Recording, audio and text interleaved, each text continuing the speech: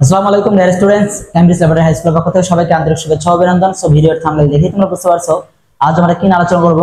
হ্যাঁ, আজ আমরা তোমাদের দেখাবো সুপার অক্সাইড এবং পার অক্সাইড, অর্থাৎ নবম দশম শ্রেণীর রসায়ন বই থেকে জারণ মান নির্ণয় করার ক্ষেত্রে আমাদের অনেক সময় হিজরেশনে পড়তে হয় যে সুপার অক্সাইড কি জিনিস, পার অক্সাইড কি জিনিস এবং অধিকাংশ অক্সিমূলক যৌগ ব্যাপারটা আসলে কি। এই সুপার অক্সাইড, পার অক্সাইড এবং অধিকাংশ অক্সিমূলক যৌগ এই বিষয়টা আজকে তোমাদের মাঝে আজ ক্লিয়ার করবো ইনশাআল্লাহ। তো অবশ্যই এই ভিডিওটি না টেনে শেষ পর্যন্ত দেখতে থাকবা ইনশাআল্লাহ। So look at the board. দেখো আমি লিখে রাখছি তোমাদের বোঝার সুবিধার্থে, লিখছি সুপার অক্সাইড, পার অক্সাইড এর অধিকাংশ অক্সিমূলক যৌগ। তো এই সুপার অক্সাইড ব্যাপারটা কি লক্ষ্য করো, আমি এখানে লিখছি superoxide KO2, that means potassium superoxide and sodium superoxide. অর্থাৎ সুপার অক্সাইডের ক্ষেত্রে আমি মেনশন করে রাখছি KO2 এন্ড NaO2।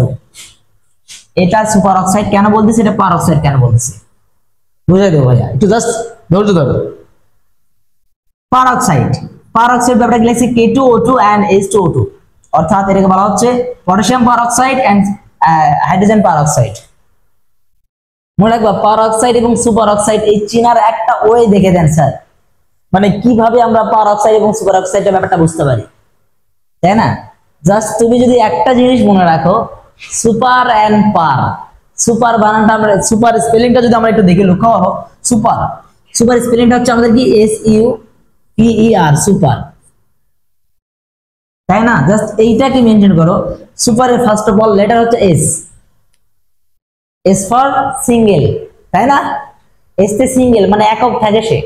লক্ষ্য করো ভাই, জাস্ট তুমি যদি একটু মনোযোগ দাও, be concentration, please try to understand, একটু মনোযোগী হও, হ্যাঁ, পে অ্যাটেনশন। দেখো আমি কিন্তু লিখেছি KO2, ভালো করে আন্দাজ করো, এখানে কিন্তু একজন আছে সিঙ্গেল আর একজন আছে ডুয়েট। NaO2 একজন আছে সিঙ্গেল, একজন আছে ডুয়েট। তার মানে ভাইয়া অলরেডি বুঝতে পারছো যে সুপার অক্সাইড ব্যাপারটা কি। সুপার অক্সাইডের ক্ষেত্রে আমাদের এখানে যে পরমাণুটা থাকে অক্সিজেনের সাথে, সেই পরমাণুটা হচ্ছে সিঙ্গেল আকারে থাকে, পরবর্তী অক্সিজেন ডুয়েট থাকে। তাহলে দেখো potassium super oxide, sodium super oxide, ভালো করে আন্দাজ করো। আমাদের সুপার অক্সাইডের ক্ষেত্রে একটা পরমাণু, সেই পরমাণু কিন্তু সিঙ্গেল আছে, মানে অক্সিজেনের সঙ্গে যে পরমাণুটা রয়েছে ওটা সিঙ্গেল আছে। এই কারণে আমরা ওটাকে বলতেছি সুপার, মানে এস ফর সিঙ্গেল। জাস্ট এটা কিন্তু বোঝার সুবিধার্থে বলতেছি, অন্য কিছু মনে করো না, ঠিক আছে? আচ্ছা, দেন পরবর্তীটা লক্ষ্য করো, লিখছি পার অক্সাইড। পার অক্সাইডে ভালো করে আন্দাজ করো, K2O2 H2O2, ভালো করে আন্দাজ করো। আমাদের এখানে কিন্তু এটাও ডুয়েট, এটাও ডুয়েট, এটাও ডুয়েট, এটাও ডুয়েট। অর্থাৎ পটাশিয়াম পার অক্সাইডের ক্ষেত্রেও আমার পটাশিয়ামটাও দুইটা আছে, অক্সিজেনটাও দুইটা আছে। হাইড্রোজেন পার অক্সাইডের ক্ষেত্রে হাইড্রোজেনও দুইটা আছে, অক্সিজেনও দুইটা আছে। কিন্তু সুপারের ক্ষেত্রে কিন্তু তা ছিল না। Potassium super oxide, sodium superoxide, এই সোডিয়াম সুপার অক্সাইড এবং পটাশিয়াম সুপার অক্সাইডের মধ্যে এখানে কিন্তু আমার সোডিয়াম এবং পটাশিয়ামটা সিঙ্গেল ছিল, অর্থাৎ সুপার মানে এস ফর সিঙ্গেল। মনে রাখবে ভাইয়া, এই সুপার এবং পার তুমি যদি বুঝতে পারো, তাহলে নিঃসন্দেহে তুমি কিন্তু বুঝতে পারবা অধিকাংশ অক্সিমূলক যৌগ ব্যাপারটা আসলে কি। তার মানে এই সুপার এবং পার বাদ দিয়ে যতগুলো অক্সিমূলক যৌগ রয়েছে এরা সবগুলোই অধিকাংশ অক্সিমূলক যৌগ। That's for example, look at the board. আমি কি লিখছি দেখো, সালফেট, কার্বনেট, ভালো করে আন্দাজ করো।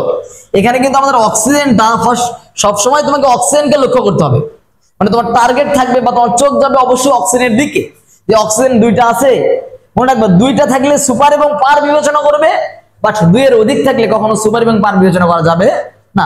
তবে এটা কিন্তু জাস্ট কথা মাত্র, অন্য ক্ষেত্রে কিন্তু অন্যরকম হতে পারে। তবে বেশিরভাগ ক্ষেত্রে দেখা গেছে এই যে যখন অক্সিজেনের পরিমাণ দুইটা থাকে তখন আমরা সুপার এবং পারকে বিবেচনা করি জারণ মান নির্ণয়ের ক্ষেত্রে, শুধুমাত্র জারণ মান নির্ণয়ের ক্ষেত্রে। কিন্তু অন্য ক্ষেত্রে আমরা এটা বিবেচনা করে করি না। যাই হোক, আমরা সুপার এবং পার যদি বিবেচনা করতে পারি তাহলে কিন্তু আমরা অধিকাংশ অক্সিমূলক যৌগ ব্যাপারটা বুঝতে পারি। দেখো সালফেট, কার্বনেট, এটা কিন্তু অক্সিজেন, দেখো এখানে আছে অক্সিজেন 4টা, এখানে আছে অক্সিজেন 3টা, এরকম bisulphate, bicarbonate, binitrate ইত্যাদি এক্সেট্রা হতে পারে। তো আশা করি আজকের ক্লাসটা তোমরা বুঝতে পারছো।